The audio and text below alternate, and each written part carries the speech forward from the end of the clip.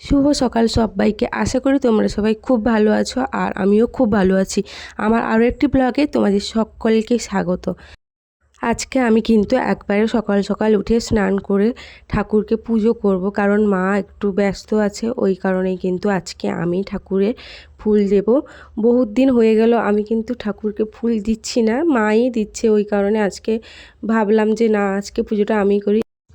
আর এই জবা গাছটা আমার নিজের হাতে করম করা, স্কুলের প্র্যাকটিক্যাল থেকে নিয়ে এসেছিলাম। আর ফুলটা দেখো গাছের সামনে সামনে নেই, একবারে পুকুরের দিকে হয়েছে, তুলতে একটু তো কষ্ট হচ্ছে। আর আমাদের বাড়িতে কিন্তু অনেক রকমের জবা গাছ আছে, ওগুলো লাল জবা ছিল, আর এটা হচ্ছে গিয়ে চন্দন জবা, এটাও আমি আর মা লাগিয়েছিলাম। আর এখন দেখো তুলসী মঞ্চকে আগে পুজো করে দিচ্ছি জল দিয়ে। বাপি কিন্তু দোকানে ফুল দিয়েছিল, সেই সময় মঞ্চেও ফুল দিয়েছিল। আর আমি কিন্তু তুলসী মঞ্চটা ধুয়ে এরপর চলে এলাম রান্নাঘরে আনাজ করতে। আজকে কিন্তু নিয়ে এসেছিলো হচ্ছে লাল শাক, ওটাই কিন্তু আগে থেকে বেছে রেখেছিলাম, তারপর কাটছি। মা ওইদিকে কিন্তু শিলনোড়ায় বাটনা বাটছে। আর আজকে পিসি কিন্তু বাড়ি চলে যাবে একবারে, মানে খেয়ে দিয়ে, ওই কারণে কিন্তু একটু তাড়াহুড়া করে রান্নাবান্না হচ্ছে। আর আজকে একটু রান্না করতে লেটও হয়ে গেছে। এই দেখো বাপি বাজার থেকে কাতলা মাছ নিয়ে এসছে, তার বীজ বেরিয়েছে, কুচো চিংড়ি নিয়ে এসছে। আর এখানে কিন্তু মা ভাত বসিয়ে দিয়েছে আর কুমড়োর ডাঁটা বসিয়ে দিয়েছে। এই যে দা হাতে বেরিয়ে পড়েছি আম আদা তুলবো, কারণ আমচুর টক হবে। আম আদা দিলে কিন্তু কাঁচা আমের গন্ধ হয়। চলো দেখাই তোমাদের আম আদা গাছটা কি। এটা হচ্ছে কিন্তু আম আদা গাছ, পুরো হলুদ গাছের মতো দেখতে আর আদার মতো জিনিসটা। চলো দেখাই তোমাদের। গাছটা এতটাই শক্ত হয়ে গেছে যে মাটি থেকে বের করতেই পারছি না। মাটিটা কিন্তু নরম, দেখলেই বুঝতে পারবে, কিন্তু আম আদাটা অ্যাকচুয়ালি আদা আর হলুদের মতোই দেখতে হয়েছে, দেখা যাচ্ছে ওটা এতটাই শক্ত যে আমি কিছুতেই বের করতে পারছি না। অবশেষে বের করলাম এতটুকু। আজকে করেছিলাম কুমড়ো পাতার বড়া চিংড়ি মাছ দিয়ে, আর এটা কাতলা মাছের আদা দিয়ে টক হয়েছিল, বীজের কিন্তু বড়া। আর এখানে লাল শাক বড়ি দিয়ে ভাজা হয়েছিল, আর কুমড়ো ডাঁটা চচ্চড়ি। আর এখন কিন্তু পিসে যে বসছে, সিরিয়াল দেখছিল, রেডি হয়ে গেছে যাবে। আর রোদ্দুরে বেরোচ্ছে, কারণ হচ্ছে কি বলতো, পিসির বাড়ির লোক অ্যাকচুয়ালি কাজে এদিকে এসেছিলো গাড়িতে করে, ওই জন্যই কিন্তু পিসিকে বললো যে বেরিয়ে থাকতে দিলে গাড়িতেই চলে যাবে। এখন কিন্তু মা আমাকে আলতা পরিয়ে দিচ্ছে নিজের হাতে। সেই ছোটোবেলা থেকেই মা যখন আলতা পরতো, মা ঠাকুমাকেও পরিয়ে দিত, ঠাকুমা আমি দুজনেই বসে থাকতাম, মা আলতা পরিয়ে দিত। ওই কী বলবো, ওই জিনিসটা এখনও থেকে গেছে, যত বড় হয় না কেন মা কিন্তু আলতা পরতে বসলে আমাকে এখনও ডাকে, আলতা পরিয়ে দেয় নিজের হাতে। বেশ ভালো লাগে বলো, মায়ের হাতে আলতা পরতে কতটা সুন্দর লাগে, কত সুন্দর যত্ন সহকারে আলতা পরিয়ে দিচ্ছে। এই যে দেখো মা পরিয়ে দিচ্ছে আর আমি বসছি। আর অ্যাকচুয়ালি আমার আলতা পরাটা তখনই হয় যখনই যবে মা আলতা পরে, তখনই আমি কিন্তু আলতা পরি। আমি নিজে থেকে কোনো দিনও আলতা পরি না, মা যখনই পরে তখনই আমাকে দেখো কত সুন্দর করে বেশ নকশা করে আলতা পরিয়ে দেয়। পাটাও কত সুন্দর লাগছে। মায়ের হাতে সত্যি কিন্তু জাদু আছে, যেটা বলা যায়। আর আলতা পরে নিয়ে আমি ঢং করছিলাম, এত সুন্দর করে পা ফেলে ফেলে হাঁটছিলাম। আর এই যে রাস্তা বন্ধ, এখানে কিন্তু রাস্তার কাজ চলছে, ওই কারণে পিসি অন্য রাস্তা দিয়ে যাবে এত দুপুরবেলায়।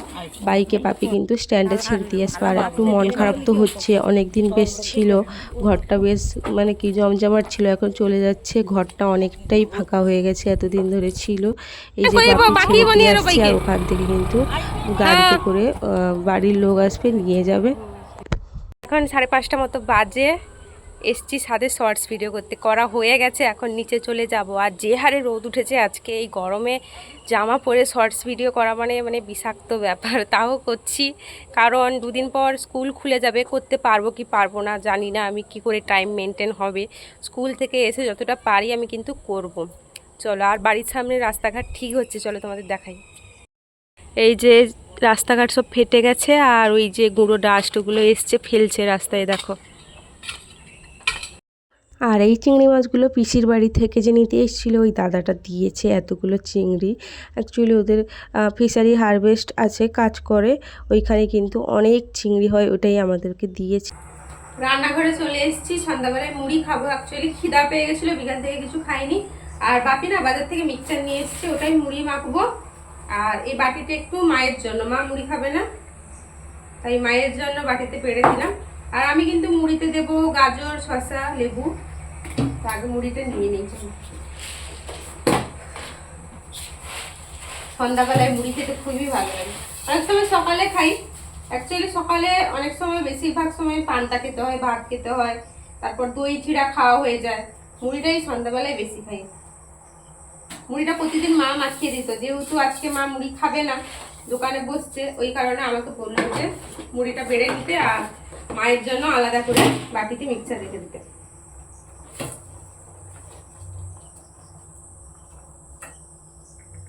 এই যে আচার, যেটার খোঁজ আমি করি।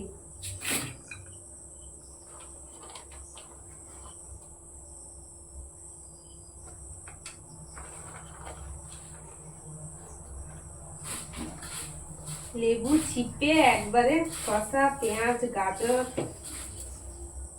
আমি একটু সরষার তেল নিয়ে নিই।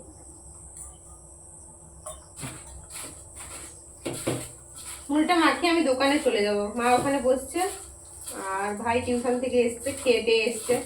ভাই আর মুড়ি টুড়ি খাবে না। আর পিসি তো আজকে বাড়ি চলে গেছে বিকালে। ঘরটা কিরকম ফাঁকা ফাঁকা লাগছে, এতদিন ছিল তো।